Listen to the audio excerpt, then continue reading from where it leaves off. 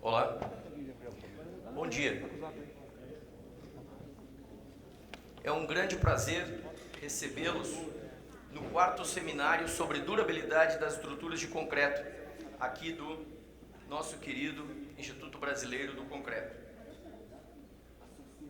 Em função da crescente ocorrência de manifestações patológicas que vêm deteriorando as estruturas de concreto, da frequente ocorrência de acidentes em edificações e obras de arte, da necessidade de avaliar as condições do concreto e da estrutura para assegurar e ampliar a vida útil das estruturas e do avanço dos conhecimentos sobre o concreto armado nos últimos tempos, bem como a necessidade de divulgar tais avanços, decidiu-se realizar o 4º simpósio sobre durabilidade das estruturas de concreto, com o total apoio do Instituto Brasileiro do Concreto. Logo após a sua idealização, o Conselho Diretor do IBRACON colocou a associação inteiramente à disposição, permitindo a realização deste evento em paralelo com o 63º Congresso Brasileiro do Concreto na cidade de Brasília, Distrito Federal, Planalto Central do Brasil. Durante este dia de hoje, nós vamos até às 17h30 aqui nesse seminário. O evento é uma realização conjunta do IBRACON, Alcompat Brasil, Alcompat Internacional, Universidade Federal de Goiás, ACI, Master Builder Solution, Penetron e Gerdau. Agradecemos muito às instituições apoiadoras, patrocinadoras deste evento. Vou nominá-las na sequência novamente. O primeiro simpósio sobre durabilidade foi realizado em 2011, em conjunto com o 53º Congresso Brasileiro do Concreto em Florianópolis, Santa Catarina. O evento contou com 350 participantes e palestrantes convidados da Espanha, Canadá, Itália, Argentina e Brasil. O evento foi uma realização conjunta entre o IBRACON, RILEM, SEDUREC e Universidade Federal de Goiás. O segundo simpósio sobre durabilidade das estruturas de concreto foi realizado em Bonito, Mato Grosso do Sul, em conjunto com o 57º Congresso Brasileiro do Concreto. O evento contou com conferências de convidados da Noruega, Espanha, Argentina e Brasil, além de apresentações em plenária dos trabalhos mais relevantes que foram submetidos ao evento. Além disso, o evento realizou uma sessão de pôster com importantes pesquisas e trabalhos realizados sobre o tema nas mais diversas regiões do país. O terceiro simpósio foi realizado em 2017, na cidade de Bento Gonçalves, Rio Grande do Sul, e contou com conferências de renomados pesquisadores, professores e projetistas nacionais, além de trabalhos científicos aprovados pelo Comitê Científico. Com a realização destes eventos, o IBRACON cumpre com seu objetivo de divulgar técnicas de projeto, execução e manutenção de estruturas de concreto, visando edificações mais seguras, duráveis e modernas. Neste evento, vamos ter várias apresentações tratando de vida útil das estruturas de concreto, durabilidade versus sustentabilidade das estruturas de concreto, normalização, armaduras não metálicas, corrosão das armaduras, expansões devido a RA e sulfatos, monitoramento de estruturas de concreto, reabilitação de estruturas, materiais para prevenção, reparo, recuperação e proteção das estruturas de concreto. Temos como palestrantes convidados a professora Carmen Andrade Perdrix, o Dr. Charles Nemay, a professora Maria Josefina Positieri, o Dr. Pedro Castro Borges, o professor Roberto Christi, quem vos fala é o engenheiro MSc Milho Takagi e a engenheira MSc Adriana de Araújo. Escolhidos a dedo para que vocês possam conhecer aí o que nós temos de mais moderno nesta área de durabilidade das estruturas de concreto. Eu gostaria de passar a palavra para o nosso presidente, professor Paulo Helene, para ele fazer alguns comentários a respeito do simpósio e da área de durabilidade. Por favor. Obrigado, Enio. Gente, é que muitos de vocês acho que assistiram a outra apresentação, a plenária, e foi falar de durabilidade, mas eu não posso deixar de registrar, por falar de alguns nomes. A gente tem muitos nomes bons, excelentes. Eu aprendi demais com a Maria Alba Cincoto. Inclusive, nesse evento, não sei se vocês sabem, o IBRACON instituiu um prêmio. O engenheiro civil sabe pouco de química, e com a Maria Alba Cincoto foi fundamental para o nosso desenvolvimento, né, para todos nós. E ela, em memória dela, a gente instituiu um prêmio que é o melhor artigo do Congresso. A gente já tinha esse prêmio, agora tem um nome que é o da Maria Alba Cincoto, tá? E as referências, assim, para a engenharia brasileira, não são só dela, são de muitos outros também. O professor Meta, que já nos deixou, é a referência para todos nós da área. A professora Carmen Andrade, que está aqui, né, ela está em todas as bibliografias que a gente... O Pedro Castro, a Maria Positieri e o professor Enio Pazini também, uma grande referência. E muitos outros, de repente eu estou falando alguns nomes aqui e estou esquecendo de outros, vocês me perdoem. Mas o que eu queria deixar claro que o Ravinda fez referência lá, assim, ao meu nome, ao nome do Vanderlei. Realmente o Vanderlei tem muito valor, mas tem muito mais gente que tem valor, tá certo? Não somos só nós não, o Ravinda é um querido. Boa reunião. Eu vou tentar participar o máximo daqui que eu puder, mas nem sempre eu posso ficar o tempo todo. Mas vocês estão em muitas boas mãos. O Enio tem tido uma capacidade de liderança nessa área. Hoje é presidente da Alcompat Internacional, é o vice-presidente do Ibracon, é o cara. Então, ele tem reunido muita gente. Os seminários têm sido muito bons, né? Eu tenho certeza que esse também vai ser. Obrigado.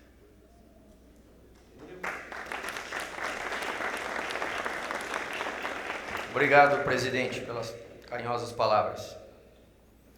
E eu, então, gostaria, como prometido, de agradecer imensamente as empresas que acreditaram aqui nesse evento, patrocinaram, e por causa delas também esse evento está sendo realizado como nós imaginávamos. Agradeço muito a Penetron, agradeço muito a Master Builders Solution e agradeço muito a Gerdau. E o apoio institucional, agradeço muito à Universidade Federal de Goiás, ao Compat Brasil e ao Compat Internacional. Ibracon, então, nem se fala porque estamos aqui juntos, unidos, com o Instituto Brasileiro do Concreto. Eu chamo então para a primeira palestra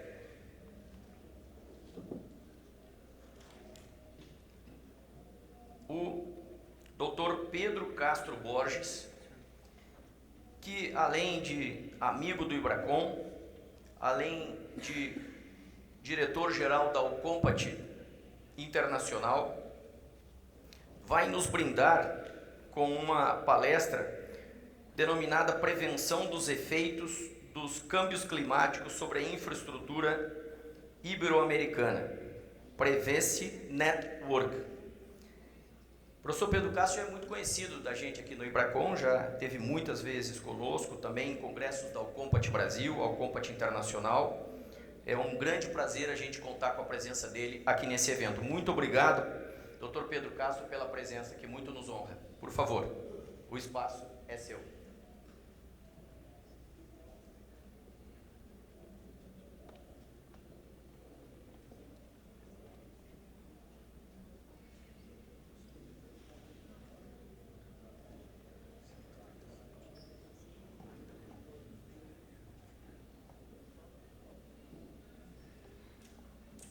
Muy buenos días a todos.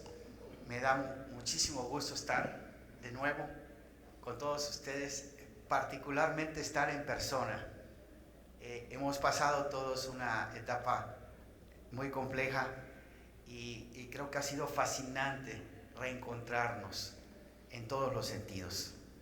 Antes de empezar a conversar con ustedes el tema de la plática de hoy, quisiera yo agradecer muchísimo a Enio Pazini, a Pablo Elene, a nuestros patrocinadores, ¿verdad? Gracias a ellos pudimos estar aquí, ¿verdad? Y siempre vamos a estar agradecidos por eso. Bien, ¿de qué les vengo a hablar hoy? Yo voy a estar haciendo unos apuntes con el láser para mostrar algunas cosas específicas.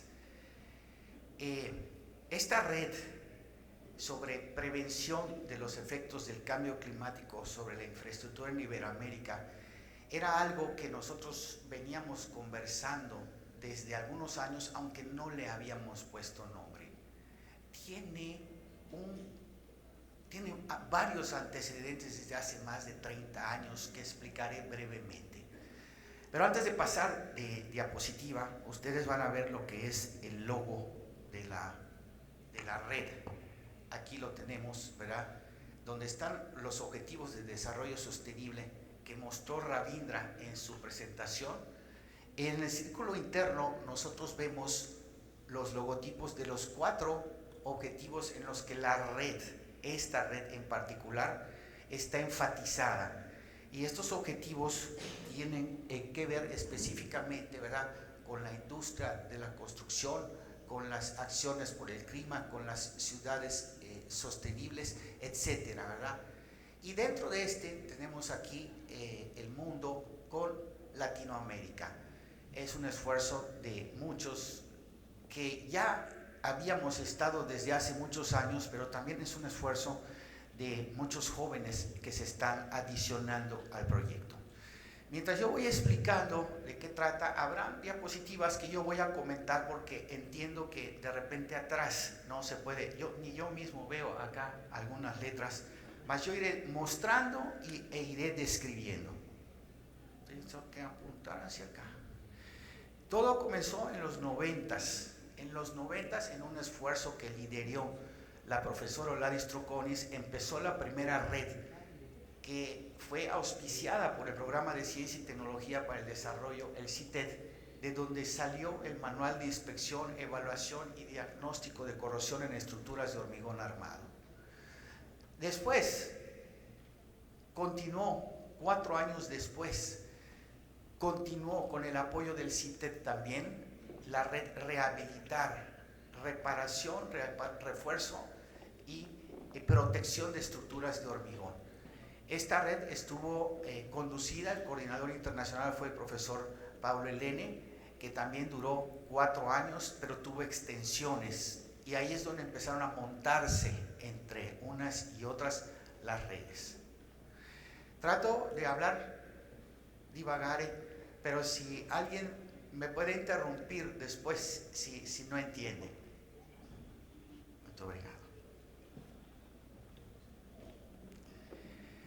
Posteriormente, la siguiente red, ya en los años 2000, fue la red que quizá debió ser la primera, porque es la prevención, lo que tenemos que tener todos como escuela, que es la prevención.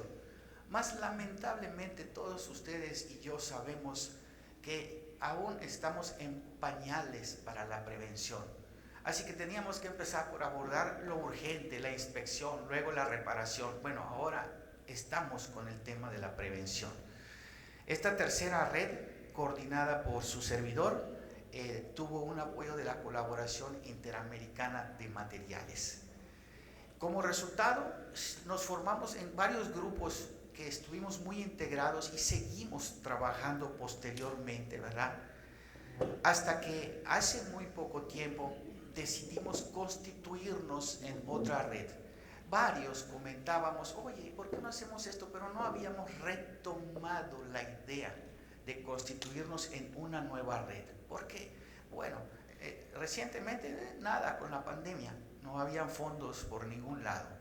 Pero la Organización de Estados Americanos lanzó una convocatoria en el tema a la que nosotros aplicamos, y posteriormente nosotros recibimos apoyo de la iniciativa privada, específicamente de Holcim.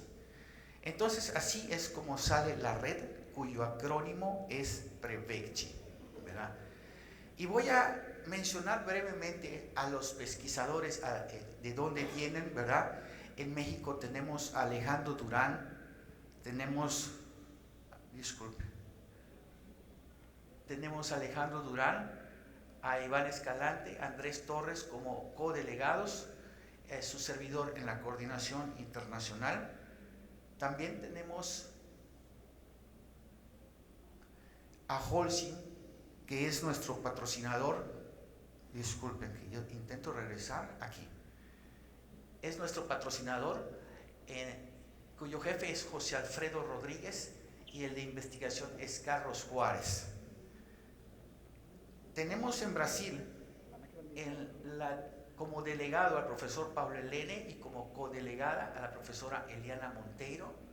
En Chile a la profesora Patricia Martínez como delegada y a la profesora Marcela Chamorro como codelegada. En Argentina tenemos al profesor Raúl Husni. En Ecuador se encuentra Verónica Ayala de la Universidad Laica Eloy Alfaro de Manabí. Noten ustedes cómo empieza a verse bien balanceada la relación entre la experiencia y la juventud, pero juventud con mucho ímpetu. En Cuba tenemos a Alberto Rosa y tenemos a Ana Luisa Rodríguez, profesores como delegados. En Venezuela a la profesora Oladis Troconis y a Valentina Millano de la Universidad del Zulia. La profesora Oladis Troconis está de profesor visitante en Texas. Tenemos en Paraguay a las profesoras Angélica Ayala y Margita Kluwer, y en Portugal tenemos a Inés Barbosa, a Fernando Branco. También tenemos una participación muy importante de España con el doctor Pedro Garcés, la doctora Mari Carmen Andrade, quienes son sus coordinadores en España, la doctora Margaret Dugarte en Colombia y en Bélgica al doctor Yuri Villagrán. Por parte de Alcompat Internacional, que es la agencia que auspicia, muchos de ustedes se han dado cuenta que los mismos estamos en Ibracon, en Alcompat Brasil, en Alcompat Internacional, en RILEM, en ACI, en FBI, en GLOB, en todo. Somos los mismos, más ahora buscamos que haya muchos más jóvenes que estén interrelacionados. ¿Qué es lo que hace la red?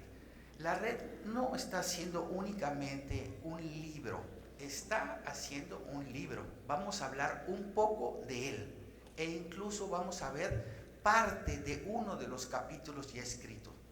Pero en realidad lo que queremos es aprovechar las tecnologías de la información para que el conocimiento pueda ser diversificado, divulgado, difundido a través de los medios en forma gratuita. Es urgente que el mundo se entere de que tenemos un compromiso con la sustentabilidad y que hay los medios. Y en Latinoamérica nosotros somos causantes, lastimosamente, de muchos de los problemas y de los gases de efecto invernadero que tenemos. Así que desde el punto de vista de la infraestructura, esto es sumamente importante para nosotros. Alcompat Internacional, nuestro presidente Enio Pacini, nuestro presidente de honor Carmen Andrade, es su servidor, y ahí es donde, digámosle, los que lo integramos. ¿Cuál es el objetivo principal de la red? Es conjuntar la producción existente que tenemos de información, datos y publicaciones del grupo, para que de esta forma podamos generar productos conjuntos que se relacionen con el efecto del cambio climático y con la sustentabilidad en la infraestructura de Iberoamérica. Ese es nuestro objetivo principal. Bien, sé que es difícil desde atrás ver las letras pequeñas, mas yo voy a nombrar rápidamente cada uno de los objetivos generales. El primer objetivo es hacer un libro. Para que tengan ustedes una idea, en las primeras redes hacer el libro llevó 4 años. Hay una diversidad, gran diversidad entre los pesquisadores, entre las ideologías. A pesar a veces de que hablamos el mismo idioma, tenemos diferentes niveles y situaciones que vivimos, que pesquisamos y que abordamos. Entonces, en esta ocasión pretendemos borrar esas barreras con las tecnologías de la información. El libro es tener al menos 10 capítulos, fue la idea inicial, pero en este momento tenemos aproximadamente 25 capítulos ya prácticamente comprometidos con diferentes temas. se van a distribuir, ya se distribuyeron en función del expertise de los participantes, con coordinadores por capítulo, ¿verdad? Donde no necesariamente, como se hizo antes, un capítulo lo hacía un país, no. Ahora puede que un país coordine, pero otros países tienen experiencia y aportan a la red en este sentido, ¿verdad? Se publicará en 3 idiomas oficiales: español, portugués e inglés, y bajo un esquema de acceso universal y ciencia abierta respaldado por la UNESCO. El objetivo 2 que tenemos es hacer un curso que va a ser el primero, ¿verdad? Y que voy a aprovechar decirlo, que el objetivo que tenemos es que este curso lo demos en el COMPAT de Bolivia en 2023. 2023, Santa Cruz de la Sierra, en octubre, para que todos se paren el mes al menos y sepan también que pretendemos ahí lanzar igualmente el libro. Se hará en forma presencial, pero también vamos a tener presentaciones remotas. Vamos a presentarlas en PowerPoint. Vamos a hacerlas del uso público. Queremos que eso se difunda. Hay urgencia y para resolver la urgencia tiene que haber generosidad, cosa que hemos conversado también con nuestros patrocinadores. Entonces, siguientes versiones, quizás cotas mínimas de recuperación, ¿verdad? Fue el segundo objetivo. El tercer objetivo es hacer otro tipo de publicaciones aprovechando la infraestructura de Alcompat Internacional. Recomendaciones técnicas coordinadas por Pedro Garcés, boletines técnicos coordinados por Miguel Ángel San Juan, publicaciones en revistas de prestigio que coordina el comité editorial, el comité de la red, comité director de la red. El comité director de la red está formado por 7 personas, de las cuales están los que fueron coordinadores en las redes anteriores y lo complementan los que tienen mayor experiencia en el área de sustentabilidad y cambio climático.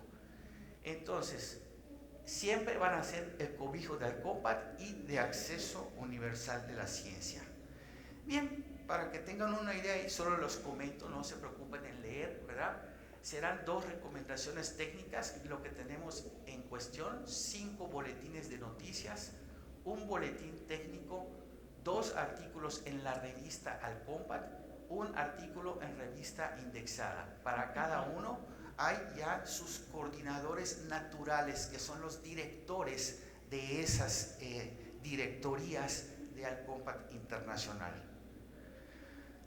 ¿Cuál es la metodología?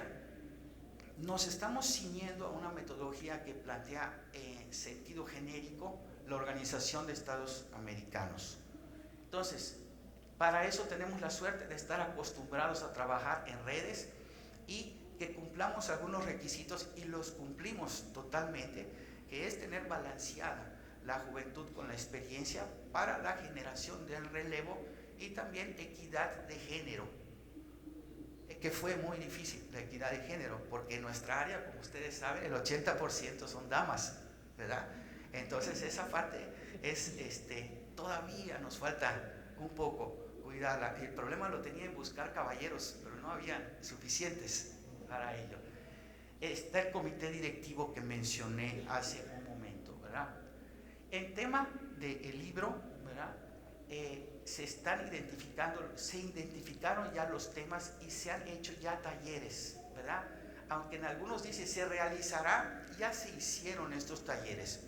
La conclusión de todo lo que tengo acá con respecto al libro, ¿verdad?, es que socráticamente nos dimos cuenta que no sabemos nada, solo sabemos que no sabemos nada. O sea, hay tanto material que el libro lo tuvimos que dividir en bloques, y los bloques tienen sus propios capítulos, ¿verdad? El curso va a ser a través de una convocatoria internacional en su momento, con gente que estará becada a nivel virtual, ¿verdad?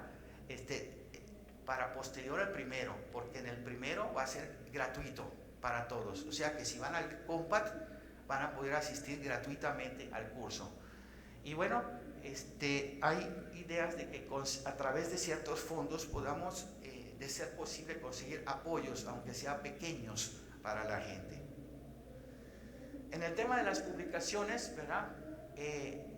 Cada directoría de Alcompat está ya trabajando en ello, ¿verdad? Y de hecho el boletín de noticias que va a salir antes de fin de año ya va a estar lanzando fascículos de lo que se está haciendo en la red Prevexit para que la gente esté enterada.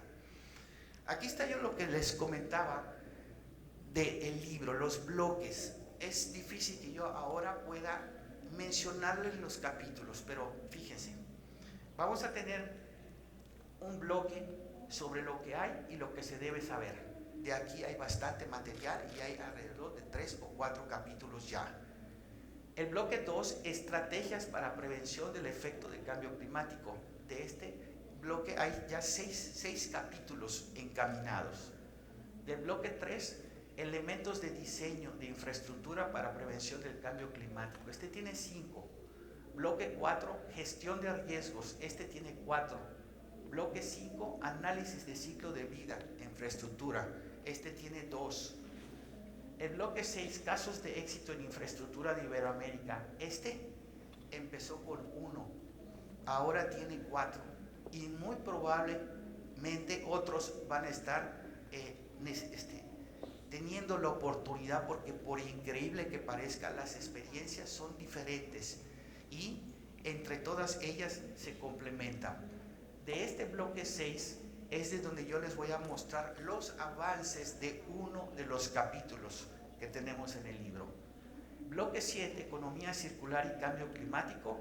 Bloque 8, fichas técnicas, cuestiones de buena práctica para aplicar la sustentabilidad. Bien, este orden no va a ser el orden final. Estamos evolucionando porque en función de los contenidos que vamos teniendo es como según la importancia se va moviendo. Hace aproximadamente unas 2 semanas, creo, Mari Carmen, tuvimos una reunión de todo el comité y fue donde decidimos que el orden de los bloques va a cambiar.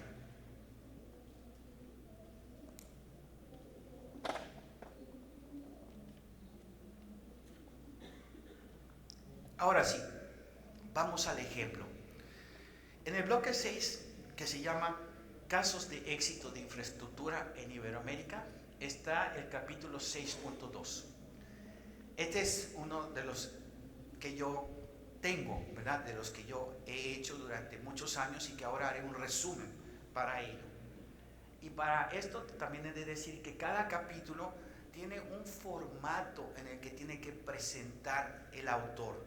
Y ese formato implica definiciones específicas, el cuerpo del trabajo, lecciones aprendidas, acciones para la prevención y reversión del efecto, conclusiones, agradecimientos, referencias, pero también hay una introducción que va siempre aquí abajo, que es alrededor de media cuartilla o una cuartilla, en donde se dice el objetivo del capítulo y con qué objetivos de desarrollo sostenible de los que mostré está relacionado.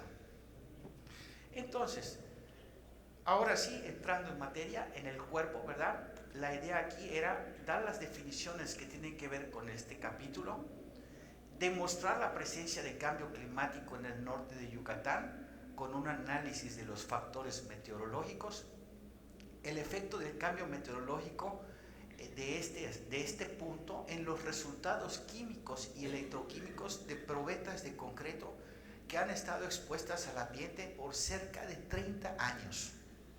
Análisis de los resultados climáticos, ¿verdad?, de aproximadamente 60 años y predicciones del comportamiento climático que se hicieron hace 10 años atrás, se publicaron en una revista inglesa, Corrosion Engineering Science and Technology, y que ahora hemos regresado a verificar si se cumplieron las predicciones, de los cuales de nuevo mostraré un poco apenas, y las acciones para prevenir y revertir el efecto del cambio climático.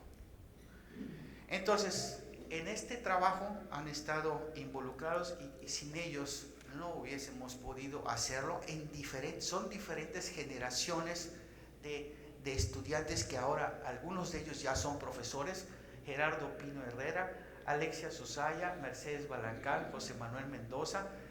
Parte de las tesis de ellos está vertida aquí en aquel momento, y el trabajo que específico es ¿no? El efecto del cambio climático en el concreto en la costa.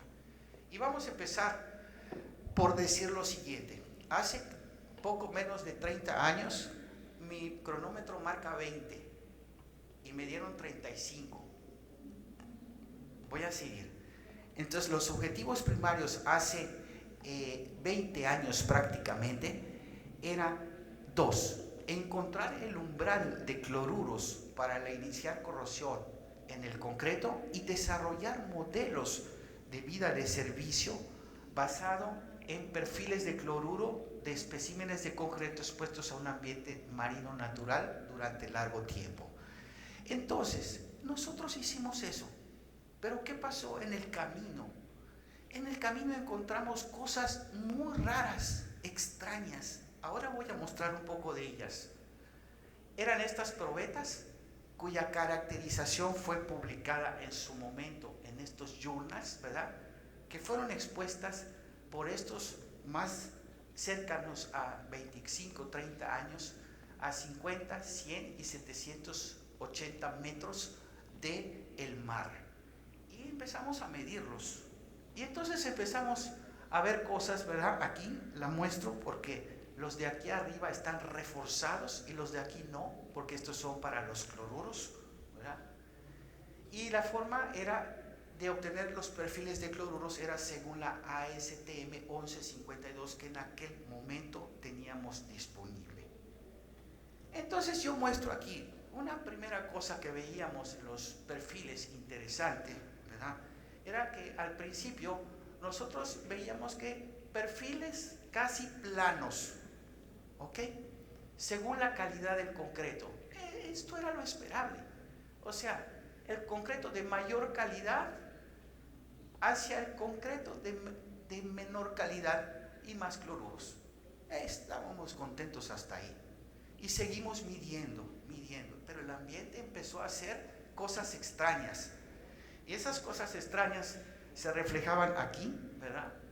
En esta forma de perfiles de cloruros que muchos de ustedes conocen, se han enfrentado a ellos en la realidad y que tienen ahí mezcla de cuestiones de picos, zonas netas de difusión, zonas de absorción capilar, convección, etcétera, que dices tú, ¿cómo puedo separar estas variables? Es complejo. Hicimos mucho trabajo de simulación, se graduó Mendoza de doctorado y todo, pero el problema no encontramos bien cómo resolverlo.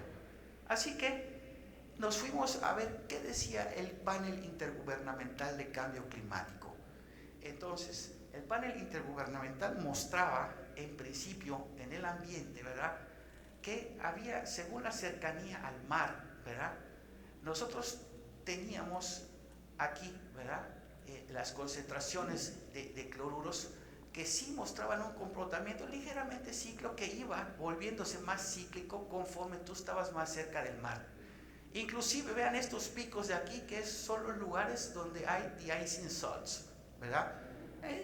Un tema interesante, cómo nosotros podríamos tomar ventaja de ello. Entonces, luego fuimos a nuestra zona, Yucatán. En nuestra zona, en Yucatán, esta es el estado de Quintana Roo. Aquí está Cancún, Cozumel, porque así me van a entender muchos. Aquí está Progreso, que es donde están expuestas las probetas, estado de Yucatán, y este es Campeche. Los escenarios de cambio climático del 2010 al 2039 eran un aumento de temperatura aquí en Yucatán de 0.7 grados, 0.7 grados. Y en cuestiones, por ejemplo, que sí nos afectan mucho, precipitación pluvial, un aumento de 12%. Predicciones en 2010. Estamos en 2022. Las predicciones fueron superadas mucho. Ahora nos inundamos por cualquier cosa. El agua subió más de un 12% y la temperatura aumentó mucho más de 0.7 grados. pero no lo sabíamos. Entonces, optamos, bueno, vamos a analizar de otra forma el cloruro. Y entonces ya no lo analizamos por calidad, sino por tiempo. Y seleccionamos una sola calidad. Vean esta cosa interesante. A 6 meses el perfil casi plano, rojo, vermelho, ¿ok? 24 meses el perfil sube, cambia de forma, pero estaba acá y sube. Después de 24 meses, 45 meses, ¿verdad? Es el amarillo. No vean la forma, todo el perfil baja. Después, a los 78 meses, vuelve a bajar todo el perfil, ¿verdad? Y a los 126 meses vuelve a subir. Y decíamos, ¿esto cómo lo explicamos? No podíamos entender, teníamos que irnos a los datos meteorológicos. En los datos meteorológicos, ¿verdad? Perdón, ¿vuelvo a pasar? Esto ya lo expliqué. Entonces, en los datos meteorológicos analizamos todo lo que estaba pasando en esta franja y pedimos los datos a la Comisión Nacional de Meteorología, y los datos venían de hace 40, 50 años con información analógica, con información digital, con operarios diferentes, con pequeños cambios en el microclima de la estación meteorológica. Estábamos preocupados que no diera algo raro. Entonces, nuestro objetivo del proyecto Cambio era detectar la evidencia del cambio climático global en las últimas 4 décadas y ver cómo lo relacionábamos con las variaciones climáticas multianuales y estacionales en el comportamiento del perfil de cloruros. Finalmente, no encontramos contra el perfil de cloruros, pero encontramos algo un poquito más interesante, ¿verdad? 2 cosas quiero que vean en la temperatura máxima extrema. Primera, la presentación de ciclos que obedecen casi a macrociclos. Y segunda, una pendiente positiva ajustada a una línea con este coeficiente de regresión. Temperatura máxima se fue incrementando. Temperatura mínima fue decreciendo. Entonces la brecha empezó a abrirse y esto ha afectado mucho al comportamiento del concreto frente a los cloruros en estos casos. Para saber si estábamos en lo correcto, si no había dispersión, hicimos los valores acumulados para todos los parámetros atmosféricos: temperatura media, precipitación, humedad relativa, evaporación y otros, y siempre hubo una variación constante a través del tiempo. Factor de correlación prácticamente 1. O sea que los datos eran bastante verídicos, interesante, y nos tranquilizaban. Y vean la proyección. Esta proyección que hicimos daba 1 grado por década. 1 grado por década. Correlación 0.97. Eso coincidía con lo que decía el panel intergubernamental de cambio climático en ese microclima. Y entonces, haciendo la extrapolación con datos hacia 2052, encontramos correlaciones de 0.96 con pendientes de 0.08, que en el caso anterior eran pendientes de 0.11, 3 centésimas de diferencia en la extrapolación. Ahora estamos trabajando y estamos sacando un artículo que vamos a presentar en el Congreso de Alcompac México en 4 semanas, ¿verdad? Y haciendo un resumen, y yo voy a ir ya finalizando aquí. Vean ustedes las diferentes predicciones con datos reales en color negro y datos azules, ¿verdad? De los datos reales aquí, la extrapolación que hicimos en 2008 en azul y aquí en color rojo de 2016 en adelante, ¿verdad? Vean cómo el color negro, azul y rojo se parecen bastante entre ellos. Va a haber un cambio hacia el 2050 de cerca de 6 grados. ¿Han visto el National Geographic, el documental que se llama 6 grados? Véanlo. Predice lo que va a pasar cada vez que en la Tierra aumenta 1 grado la temperatura. Y esto está en consistencia con lo que dice el panel intergubernamental. Si aumentamos 3 grados, empieza a ser todo irreversible. Por eso es nuestra urgencia. Y peor, ahora esta parte, la temperatura mínima bajada, nosotros empezamos a tener frío en Mérida, frío como el que hay acá. Para nosotros esto es frío en Mérida. I see Michael. Michael is very happy with this environment. For us, it's very cold. Entonces, aquí, ¿qué hicimos finalmente? Miren, están los ciclos, y miren, empieza a ver los macrociclos, y aquí hay unos círculos. ¿Qué hicimos? Nosotros no sabíamos nada de esto, no sabíamos. Nosotros tomamos datos de cloruros cuando pensábamos que los umbrales iban a empezar a superarse, pero no sabíamos nada. Y dio una casualidad de que esto ocurrió en el transcurso de 10 años. Es casualidad. Entonces esos son los lugares donde ocurría. Y aquí viene lo interesante. Miren cómo se han reflejado los macrociclos de décadas, como decía el panel intergubernamental, en el comportamiento interno de los cloruros. Esto es un resumen, son muchos más datos. Ustedes notan acá, porque son muchas probetas, las barras de error para diferentes calidades de concreto. Siempre hay un ciclo por década que incluso la amplitud es bastante parecida independientemente de la calidad. Y este es un caso de cloruros, de contenido total de cloruros dentro del concreto. Pero si tomamos los de la superficie únicamente, vean ustedes cómo vuelve a pasar algo muy parecido, ¿verdad?, con estos ciclos que se están formando aquí, ¿verdad? Este es el caso de la superficie. Ahora, vamos junto a la barra del acero y vean, ocurre exactamente lo mismo. Cuando nosotros encontramos esto, nosotros estamos felices, pero tristes. Tristes porque sentíamos, no entendíamos muchas cosas. Aún seguimos interpretando físico-químicamente lo que está ocurriendo en la superficie. Lo cierto es que pasa. Lo que correspondería ahora, yo conversaba con Mari Carmen hoy en la mañana, es que ahora vamos a reproducir esto en pequeño para tratar de entender mejor lo que ya interpretamos del ambiente. Entonces, como conclusiones, se detectó la presencia de cambio climático en la información proporcionada en el Observatorio Meteorológico. Ciertamente hay ciclos erráticos pero claros de las variables atmosféricas con diferentes amplitudes y periodos. Se detectaron de forma clara pendientes negativas y positivas para las diferentes variables que se estudiaron.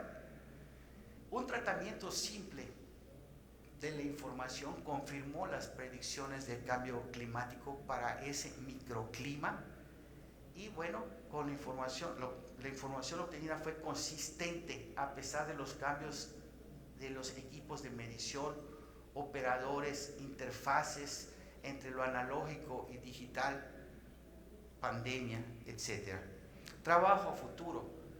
Obtener la información de más estaciones es lo que actualmente está haciendo una chica de postdoctorado conmigo.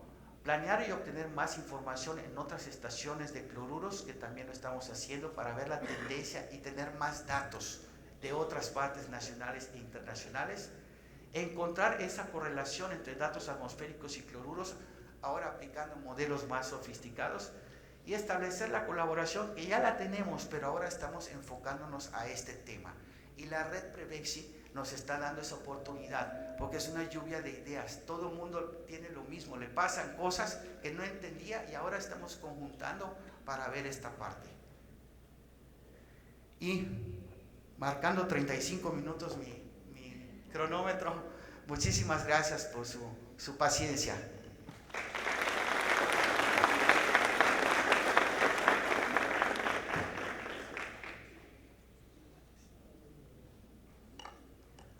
Muito obrigado, Dr. Pedro Castro, pela excelente apresentação. Dados, vejam como os dados são importantes, né? Como a investigação, como a pesquisa, como a ciência é importante para nos ajudar a prevenir problemas importantes do mundo, né? Do mundo. Eu queria chamar a atenção de vocês que no final das apresentações da manhã nós queremos ter um tempinho para debates, para poder pelo menos ter algumas perguntas para os nossos convidados. Ainda que eles estarão conosco até o final do evento, aí à disposição de vocês para conversar, ok? A gente conhece os nossos palestrantes e sabe que eles são muito abertos para esse tipo de abordagem, vocês podem se sentir à vontade. Gostaria de convidar agora, eu não comentei, o Dr. Pedro Castro é do Centro de Investigação e de Estudos Avançados do Instituto Politécnico Nacional, Cinvestav. Gostaria de chamar a professora Carmen Andrade Perdrix, que é do Centro Internacional de Métodos Numéricos e Engenharia, CIMNE, da Universidade Politécnica da Catalunha, que nos vai brindar com a palestra A Durabilidade no FIT Model Code 2020. A professora Carmen Andrade dispensa comentários, porque todos que trabalham nessa área certamente já citaram a professora Carmen Andrade. Então é um grande prazer, uma grande honra que a gente tem de estar aqui. Eu a conheci em 1988, fazendo o curso de Estudos Maiores de la Construcción no Instituto Eduardo Torroja, e tive o prazer de fazer esse curso e receber das mãos dela o meu certificado que eu tenho na parede de especialista em patologia das construções. Então é um grande prazer, uma grande honra estar contigo aqui. Muito obrigado. Palmas, por favor.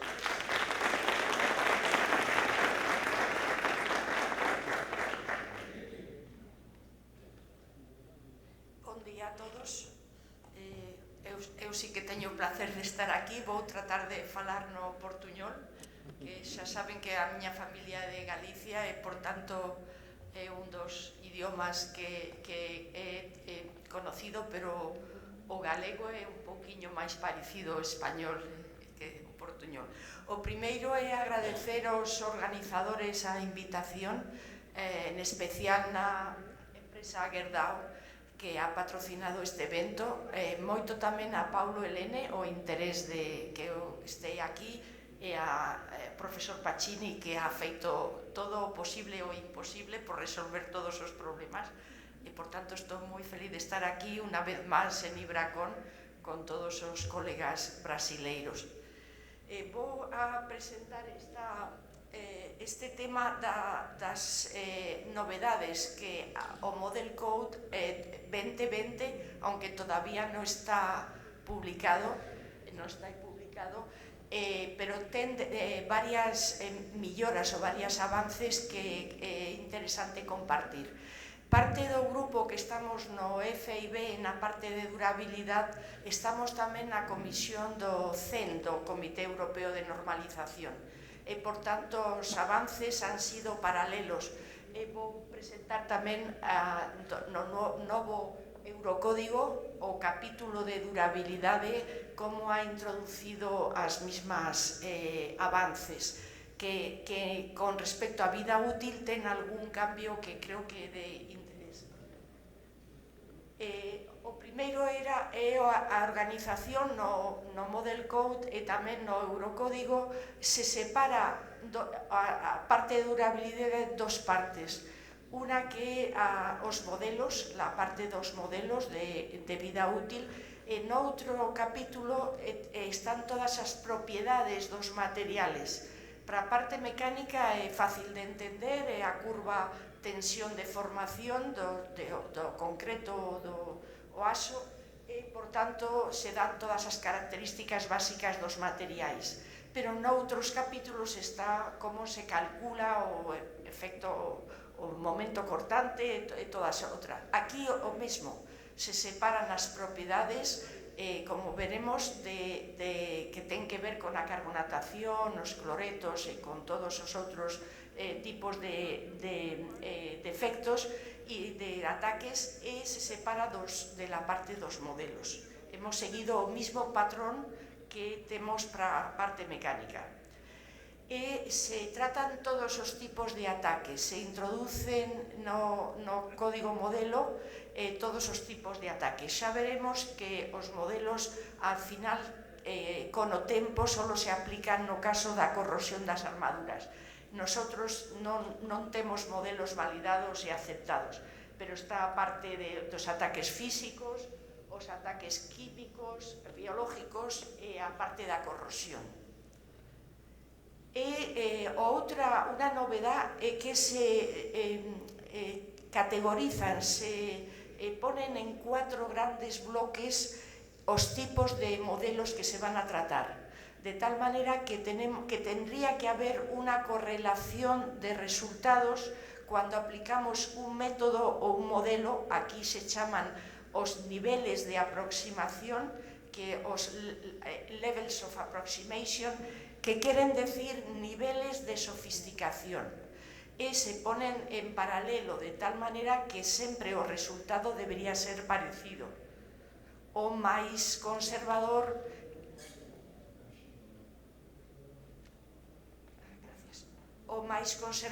o que é menos sofisticado.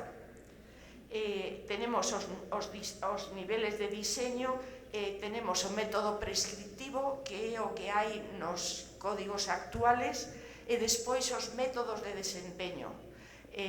Xa no código modelo se introducen os modelos de desempeño, tamén estaban na parte do código modelo 2010, ali tamén había os modelos de desempeño, e o outro camino que é evitar o daño, a prevención desde os principios. Vou a explicarlo un poquinho máis con os gráficos que hai no código modelo. E tenemos aquí as 3 formas: prescriptivo, por desempeño o evitar el daño. O nivel 1 é simplemente o que está nos códigos, como se hace la mezcla do concreto, la reacción agua-cemento, contenido mínimo de cemento, as normas de como cuáles son os límites da composición do concreto. No nivel 2 se ha metido a parte dos indicadores. Isto é unha novedad, non estaba no código modelo anterior. Ahora, por exemplo, a permeabilidade á auga, a permeabilidade ao oxígeno, os indicadores que teñen un valor límite, e, por tanto, podo medir a resistividade, e se eu fixo un límite, podemos aplicar para cada tipo de ambiente con ese indicador, que é unha propiedade do concreto, se podrá aplicar para poder predecir la durabilidade. E despois estamos na parte de que haxa modelos físicos ou empíricos, e ali temos 2 niveles. O nivel 3, que é o formato dos coeficientes parciales, o formato semi-probabilista, o mellor de partial safety factors, o el full probabilistic, o el que é completamente probabilista. E tenemos aparte evitar el daño. Pode facerse o ben usando materiales no vulnerables como o aso inoxidable, o ben separando con recubrimientos separando o ambiente de acciones do concreto. Por tanto, tenemos en paralelo clasificado e ben estructurado todas as posibilidades de poder diseñar a durabilidade. E no código modelo non temos todos os niveles para todos os tipos de ataque, sino que están solamente para carbonatación e cloretos os 4 niveles, como evitar o daño, pero para hielo-deshielo, o ataque químico, o árido-álcali, solo hai o nivel 1, que é as prescripciones, o nivel 2, que é os indicadores. Non temos modelos hasta ahora suficientemente acordados. Isto é un exemplo solo de como non pretendo que o lean, pero simplemente si ven luego o código modelo que podan identificar que hai sempre 2 columnas En una están os comentarios informativos, a explicación un pouquiño máis ampliada, e a parte prescriptiva, a parte normativa está na parte dereita, están todos os tipos, en todo estes para cloretos, unha introducción general, pero despois, en la parte prescriptiva, está puesto las reglas de dosificación do concreto, se pone moi brevemente o que ponen os códigos. Despois, noutro siguiente apartado, para os indicadores de durabilidade, tamén hai unha serie de indicaciones, por exemplo, que aquí para os cloretos podese utilizar o coeficiente de difusión como indicador, a resistividade eléctrica, a porosidade, a permeabilidade aos gases, hai distintos indicadores. Despois, no siguiente, que sería a parte por desempeño, pero con formato de coeficientes parciales, aparece aquí como se podría poner. É moi importante, non está solo para o período de iniciación, sino tamén para o período de propagación, para a parte de corrosión, porque o novo código modelo tamén trata as estructuras existentes e todo o que é a evaluación das estructuras existentes. Por tanto, se aplica tanto ao período de iniciación da corrosión como ao período de propagación todos os tipos de niveles de modelos. Aquí es la parte de los coeficientes parciales aplicado a la parte de la propagación, qué tipo de coeficiente parcial se podría utilizar, cómo sacar los valores medios, y luego también la función de estado límite para cuando es un tratamiento probabilista, full probabilistic. Por lo tanto, esto es lo que van a encontrar en la parte derecha, muy resumido, todos los modelos en esta parte, y en la parte izquierda alguna explicación ampliada. Aquí está el modelo de diseño para os cloretos que he conocido, que ha puesto Pedro o anterior, es decir, que está o modelo. Na parte do capítulo de materiais aparece como obtener o coeficiente de difusión, como obtener a concentración superficial, como poder utilizar todos os parámetros do modelo, como se obtienen todos estos parámetros. E finalmente, tamén para o modelo de propagación da corrosión, que é unha proposta miña de como pode propagarse a corrosión na parte de corrosión activa, que xa explicarei despois, e despois tamén o uso como se pode obtener el valor da velocidade de corrosión a partir da resistividade. Finalmente, como se pode evitar o daño que pode ser siendo con un recubrimiento impermeable o con acero inoxidable, acero galvanizado. Esto es como está pensado el código modelo. Un ejemplo de los cloretos, o pongo máis grande, está o modelo básico, que está a concentración a unha distancia, depende da cantidad de cloretos que tenía o concreto inicialmente, o C sub 0, despois a diferencia con respecto a ello da concentración superficial, a función de error. Esto é teniendo en cuenta o máximo que ha presentado el doctor Castro, que ocurre en realidad, cómo se ajusta. Hay un ejemplo para explicar si ten o máximo, cómo se ajusta el perfil, aquí, donde a concentración que debe usarse era do máximo, no a extrapolada, sino do máximo aquí. Si no hay el máximo, entonces pode ajustarse desta maneira. E tamén como obtener o coeficiente de edad. Ten que facerse 2 ou 3 medidas ao largo do tempo, e como pode ajustarse para obtener a pendiente de disminución do coeficiente de difusión con o tempo. E con respecto al límite de cloruros, se explica la distribución que había propuesto Bright. Estaba en el Model Code 2010, aparecía esta distribución con un valor medio de 0,6 y un coeficiente de variación, y se han sumado la de Gro Marqueset, que ha traballado con puentes reales, a que foi feita no miño laboratorio con David Izquierdo, Maricruz Alonso, dependiendo de la zona que tenía dos distribuciones. Por tanto, aparecen distribuciones estadísticas do límite de cloretos, porque xa saben que o límite de cloretos non é unha cantidad fixa, sino que cambia. Pero ese cambio puede modelarse mediante una distribución estadística que son as que ponemos aquí, das más antiguas que hai, que son as más universales. Pasamos.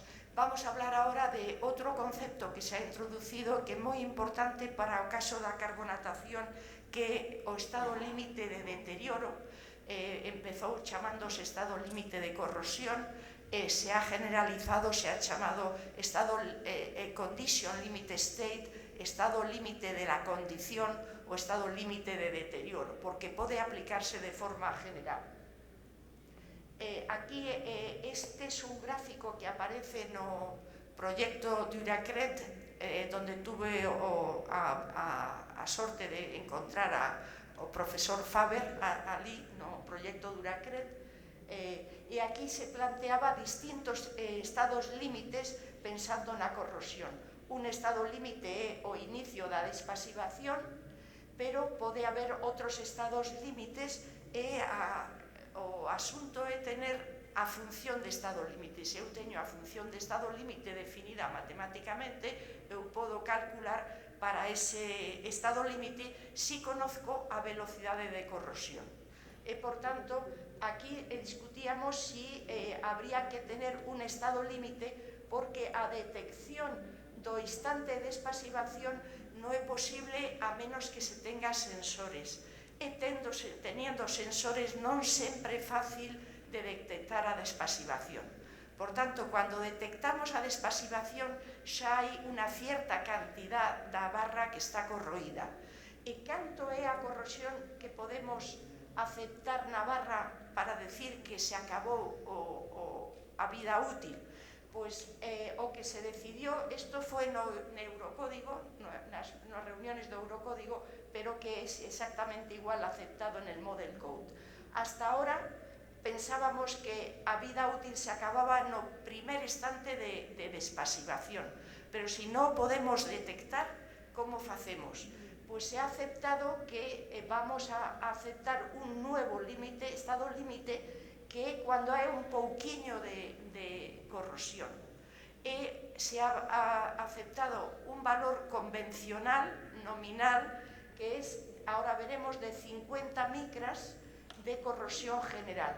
Pero o que é importante é que ten que ser antes de que estemos afectando o estado límite de servicio.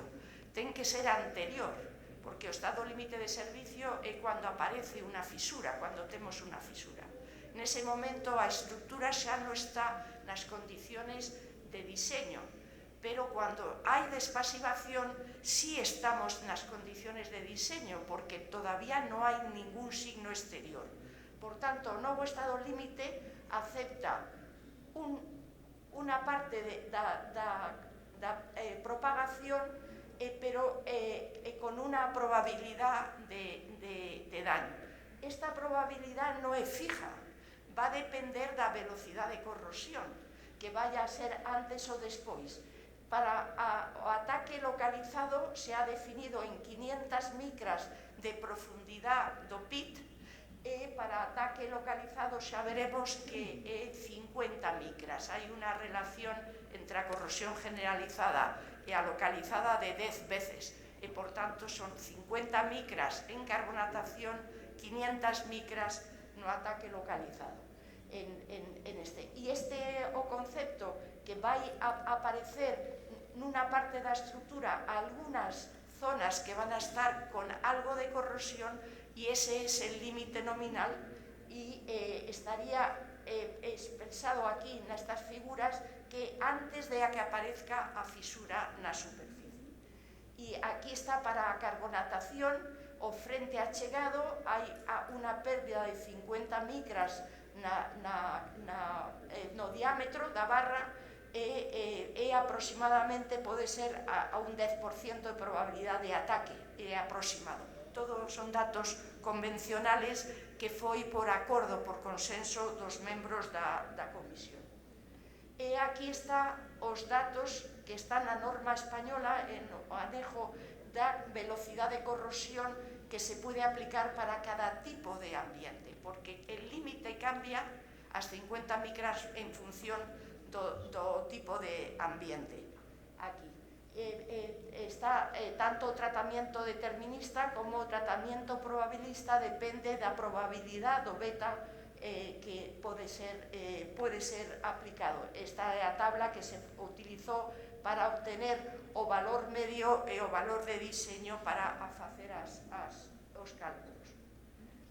Bien, o Model Code tamén trata as estructuras existentes. Esta é unha figura ben conocida por la cual a resistencia disminuye por o ataque químico e, por tanto, a solicitación va creciendo con o tempo e temos unha probabilidade pequena ao principio e completa ao total ao final da vida útil, e tenemos unos valores medios en donde se optimiza para diseñar para ese límite. Eso está basado nos principios que se publicaron no Manual CONTEBEC, de que teño un estado presente, un estado futuro, e hai que decidir o estado comportamento mínimo aceptable para poder calcular o tempo de vida residual. Non se ha avanzado moito nesta parte, hai moita discusión na comisión correspondiente sobre o comportamento das estructuras corroídas. É un tema todavía moi abierto no punto de vista técnico, pero se definen os tipos de fallo que se poden encontrar debido á corrosión, a pérdida de sección, a pérdida de ductilidade do aso, a pérdida de disminución da adherencia e a disminución da capacidade portante do concreto. Pero os modelos que poden representar isto, que sí están no Manual CONTEBEC, todavía non se han adoptado por consenso en o grupo. Hay unos estudios bastante avanzados, yo estoy publicando un artículo ahora en Structural Concrete del FIB sobre cómo tener en cuenta a sección residual do aso, que está propuesto que fuera de esta manera para corrosión localizada, haciendo un círculo sobre la PIT máximo, pero hay otros autores que proponen otras maneras de ver el ataque localizado. Esto está en discusión, hago una proposta, pero no Model Code van a aparecer as distintas posibilidades de considerar a sección residual do aso. Con respecto al modelo de propagación da corrosión, se ha aceptado miña proposta que a corrosión pode crecer, tener a velocidade, pode ser constante con o tempo, anualmente, ou bien pode aumentar nun momento dado ou pode disminuir. Normalmente, en nuestros registros de esos 30 años que ha comentado el doctor Castro, encontramos la posibilidad de dos periodos de propagación. También hay mucha discusión sobre a ductilidade do aso. Me avisas, Enio, del tiempo. A ductilidade do aso, porque a ductilidade disminuye moito. En Maracaná comprobamos que era posible romper as barras con as maos. Se fragiliza, o aso se fragiliza con a corrosión a partir de un 15 ou 20% de pérdida de sección, e, por tanto, a disminución da parte da rama plástica. Estos son figuras que aparecerán no Model Code, son de Dario Coronelli, un investigador italiano, como é a pérdida da ductilidade, que para certos casos en paroxismo é moi importante. Vou finalizar con como está a nueva versión do Eurocódigo 2 en a parte de durabilidade. Mantenemos as clases de exposición que xa conocen, son conocidas as diferencias de carbonatación ou cloretos, cloretos do ambiente marino ou bien cloretos de asales para o hielo. Solo hai un pequeño cambio que é na parte de carbonatación, pero non vou a explicarlo porque é moito tempo, pero simplemente leanlo, é moi fácil, como unha se define como sempre seco e outra como sempre húmedo. É un pequeño cambio, non é idéntico ao actual. E se incluyen, as clases de abrasión. Eso está incluído porque se ha querido hacer un tratamiento de todos os tipos de ataque. A versión actual do Eurocódigo o que hacía é demos os ambientes e dos ambientes se pasaba a outra tabla que tenía as clases estructurales e que tenían que ver con a resistencia á compresión. E eligiendo a clase estructural aparecían os recubrimientos e tamén os mínimos de agua-cemento, o mínimo de cemento, o máximo agua-cemento, es decir, a partir da clase estructural aparecía cual era a dosificación necesaria do concreto. Isto é o que había ahora. Ahora, esta parte, que isto es para armado, isto era para pretensado, se sustituye por as clases de resistencia al ambiente. Es decir, se va a clasificar el concreto por clases de durabilidad y ya no hay más clases estructurales.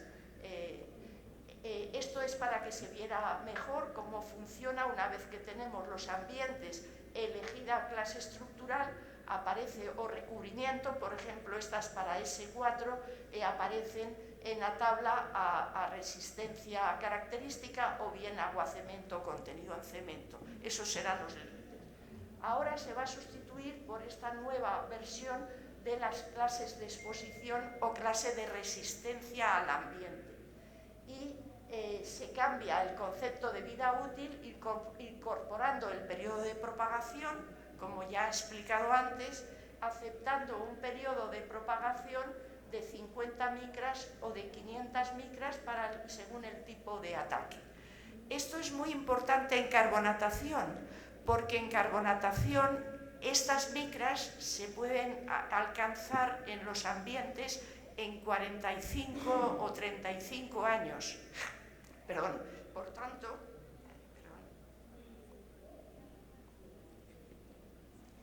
tanto, ahora la vida útil en carbonatación va a ser 15 años que va a aparecer la corrosión, pero luego, como a corrosión é moito baixa, va a haber 35 años de propagación.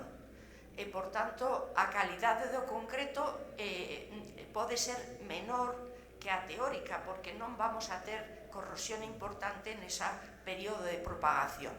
Por tanto, é un cambio conceptual moi importante para os cálculos da vida útil. No caso dos cloretos non é tan importante, porque como as velocidades de corrosión son moi altas, o límite das 500 micras, que medio milímetro, pode alcanzarse en 10 anos. Por tanto, é casi despreciable o período de propagación na parte dos cloretos. Pero na parte de carbonatación, para todos os concretos con bajo contenido en clinker, va a favorecer mucho su uso, porque va a permitir corrosión durante unos cuantos años. Bien, ¿cómo se va a poder verificar, por tanto, a durabilidade según o Eurocódigo? Pues va a haber un periodo transitorio que se va a poder aplicar o que hai hoxe, va a poder aplicarse durante un periodo transitorio hasta adaptación a novo método. Eso é o que se chama o actual EN 206 con o anex P do Eurocódigo 2. Esta é o que xa estamos facendo estes anos pasados.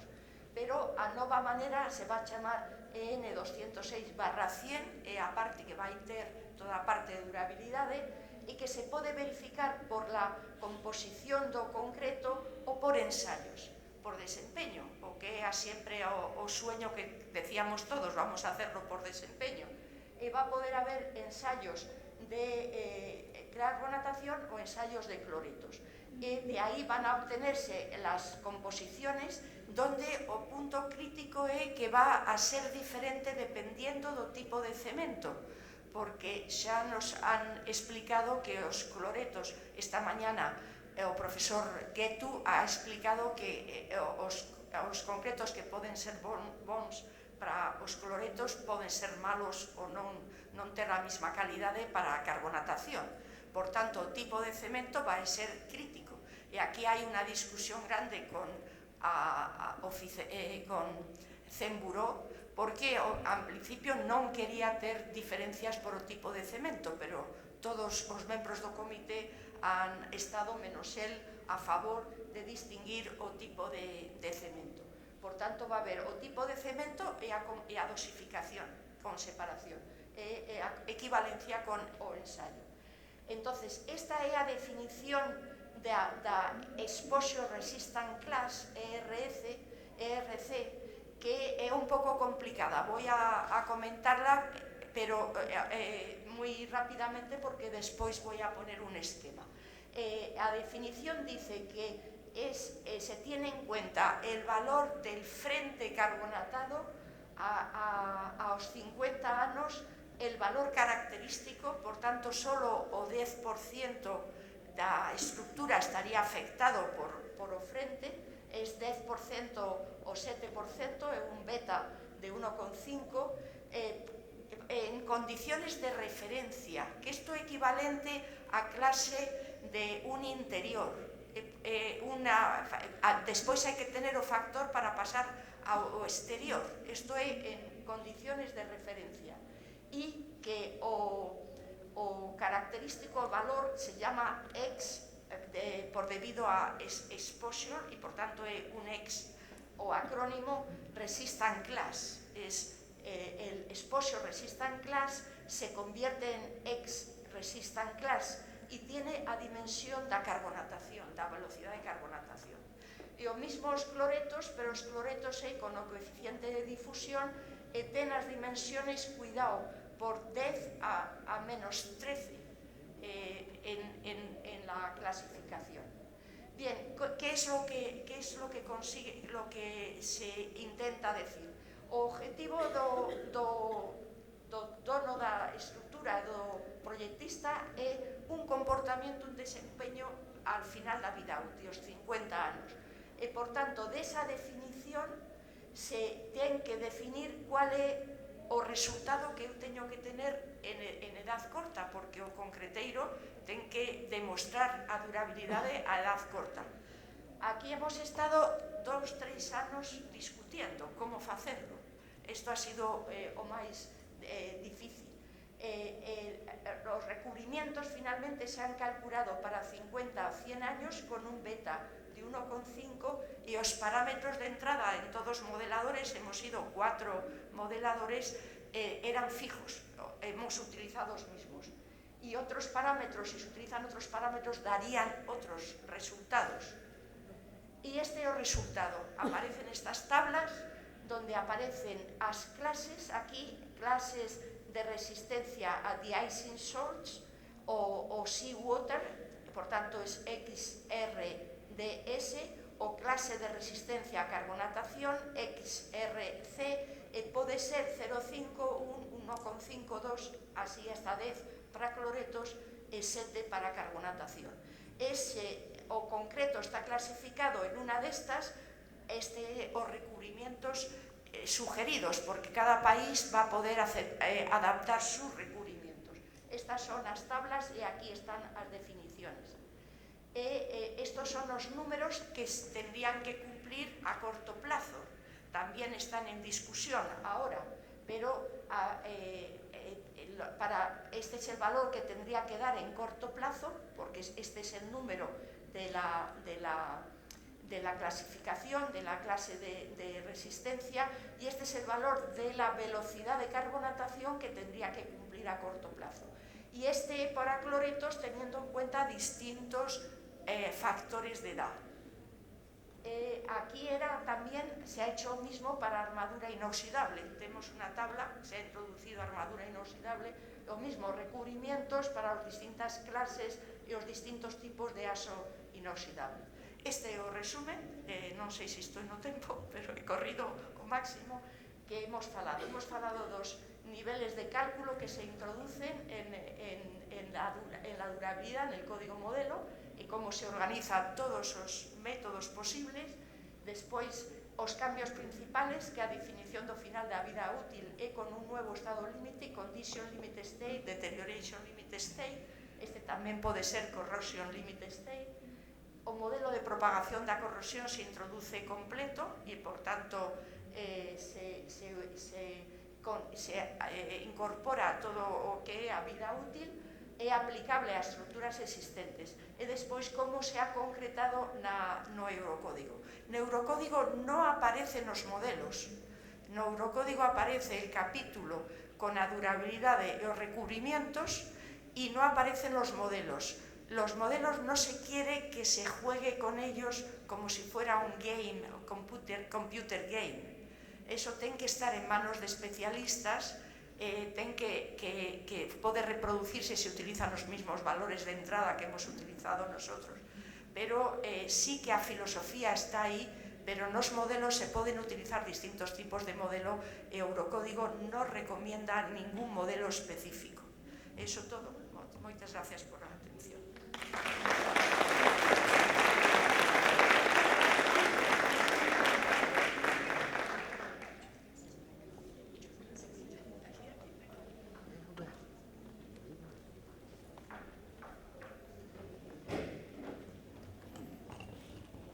Muito obrigado, professora Carmen Andrade, pela excelente apresentação, trazendo para nós o que será, né, o Eurocode 2020, que ainda não foi publicado, e também o Model Code e o Eurocode também. Eu convido agora para a próxima palestra o professor Roberto Cristi, que vai falar sobre FRP como armadura de estruturas de concreto, durabilidade versus comportamento estrutural. O professor Roberto Cristi é professor da Unicinos, presidente da Ucompat Brasil, e é um amigo que a gente tem e se orgulha de ver aí o seu crescimento profissional nesses últimos anos. Um orgulho para nós. Por favor, Roberto Cristi.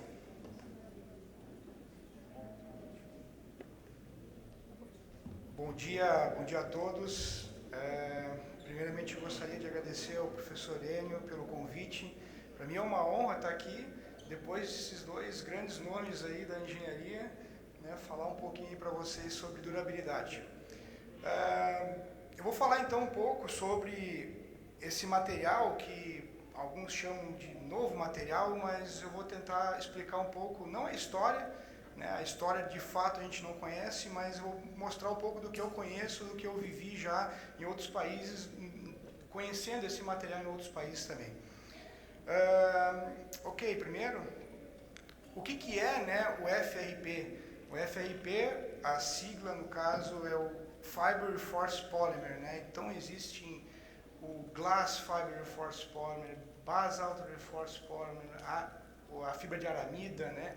Então existem vários filamentos, fibras que vão ser compostas naquela barra.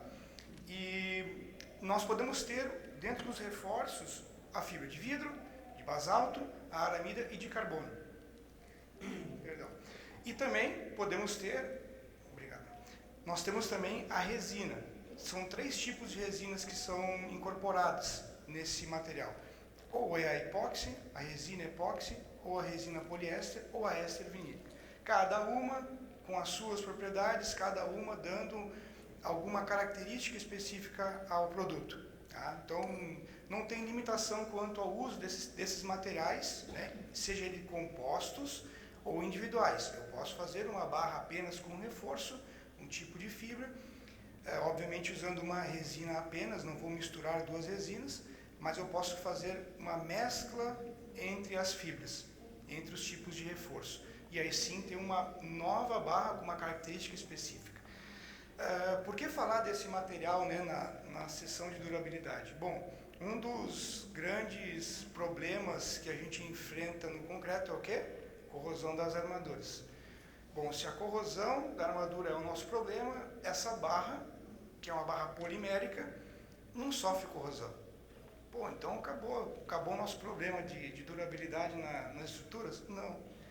Ela não sofre corrosão, mas ela tem outros mecanismos de deterioração. E também tem algumas outras limitações com relação à parte mecânica, que é o que eu quero mostrar aqui. Então a gente tem que entender bem o processo, entender bem o material para ser bem aplicado nas nossas estruturas.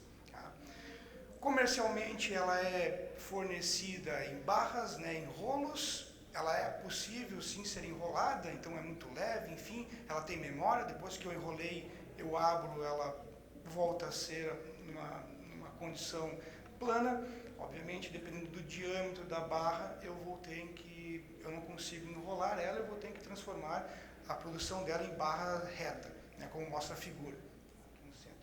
Ou então a outra opção é a produção em tela, já armada com tela, então a tela pode ser em tamanhos específicos ou em rolos até 200 metros de comprimento. Isso facilita muito na aplicação também, isso é muito importante para a aplicação também. Normas técnicas, esse material ele veio do nada? Não, existem muitas normas técnicas.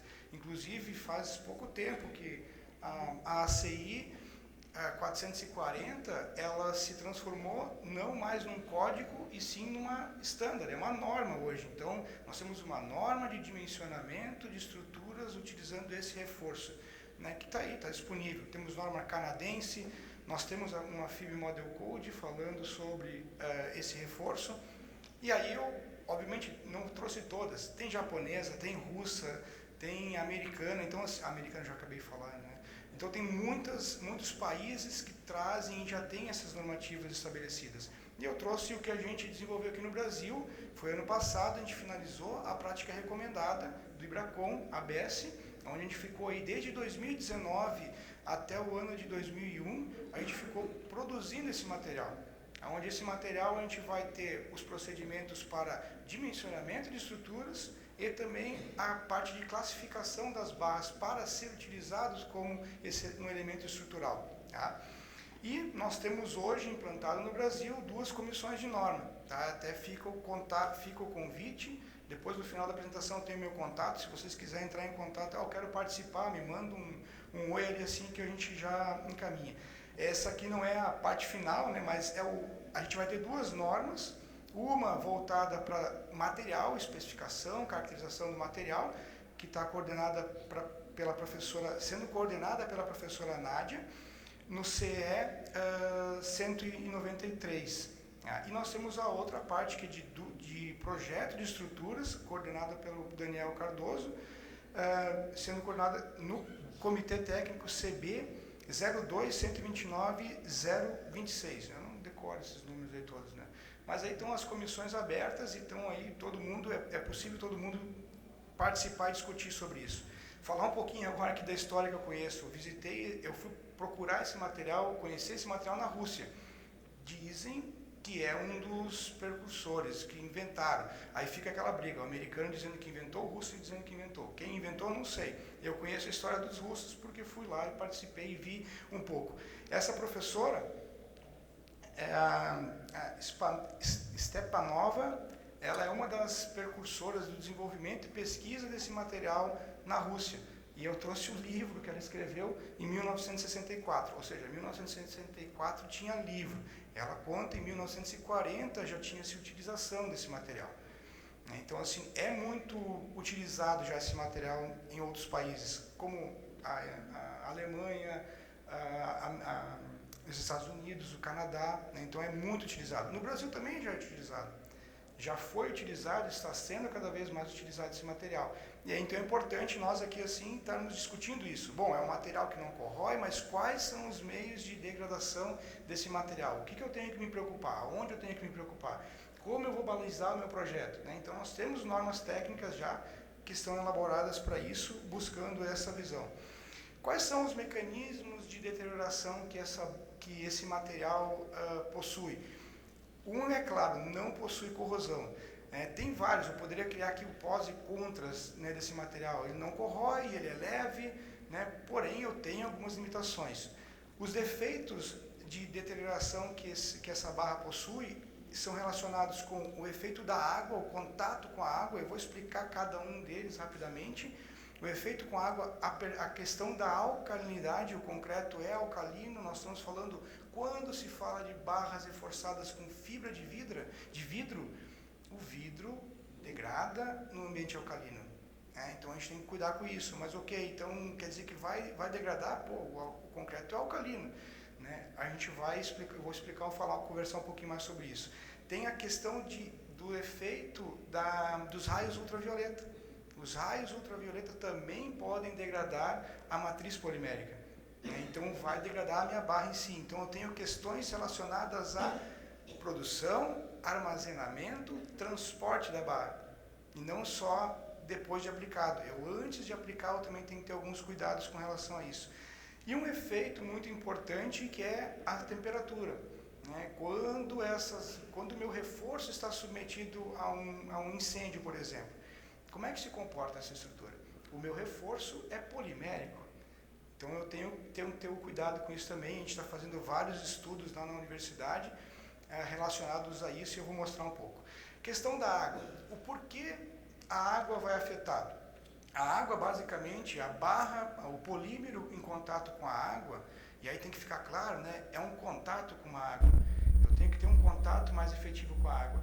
A gente vai ter a hidrólise do polímero. O polímero vai começar a ter uma hidrólise, e aí ele começa a perder propriedades mecânicas. O polímero. A fibra não é afetada, mas eu tenho um compósito, eu tenho dois materiais que têm que trabalhar junto. Se um falhar, o outro, obviamente, ele vai também ter uma resposta mais tardia. Então esse é um problema que a gente tem, porém, de novo, entretanto, é contato direto com água. E aí a gente tem até nas normas métodos de avaliação de qual é a perda de resistência em função disso, né? Vários estudos mostram aí que quando a barra está exposta aí a uma temperatura abaixo de 40 graus, praticamente é desprezível a questão da água. Então, trabalhando com porosidade do concreto, a minha barra vai estar inserida no concreto. Trabalhando com porosidade do concreto, não resistência, porosidade. Obviamente que a porosidade vai estar ligada à resistência, mas trabalhando com porosidade no concreto, a gente consegue eliminar esse problema. Além disso, a barra vai estar introduzida no concreto, que vai estar protegendo a minha armadura com relação à temperatura. Então, em muitos poucos locais do Brasil, nós teremos a exposição a mais de 40 graus daquela barra que está dentro do concreto. Isso a gente tem que também tomar como conhecimento isso, né? O efeito dos álcalis, né? Bom, ok, as barras de fibra de vidro, elas podem sofrer deteriorações, né? Porém, a fibra de vidro, existe fibra de vidro álcali resistente.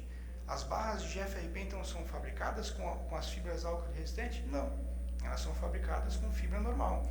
Mas como não é a fibra, é a barra, é o sistema. Eu tenho uma fibra de vidro embebida em polímeros. Então o polímero acaba fazendo a proteção da fibra. Obviamente, alguns pequenos filamentos podem estar expostos e eles vão ser consumidos. Mas, no total, a barra não é consumida. E, além disso, todos esses efeitos que eu estou comentando aqui, eu vou mostrar que eles estão ligados no dimensionamento do elemento também. Então eu vou incorporar esse efeito também no dimensionamento, dessa perda de resistência que pode haver. E além disso, com uma questão de segurança, os coeficientes até são bem altos, bem elevados. Com relação os outros reforços, nós não temos tantos problemas. Porém, é muito caro os outros reforços, né? Então a gente tem hoje, a maioria da utilização dessas barras são fibras de vidro, né? Por serem mais baratas.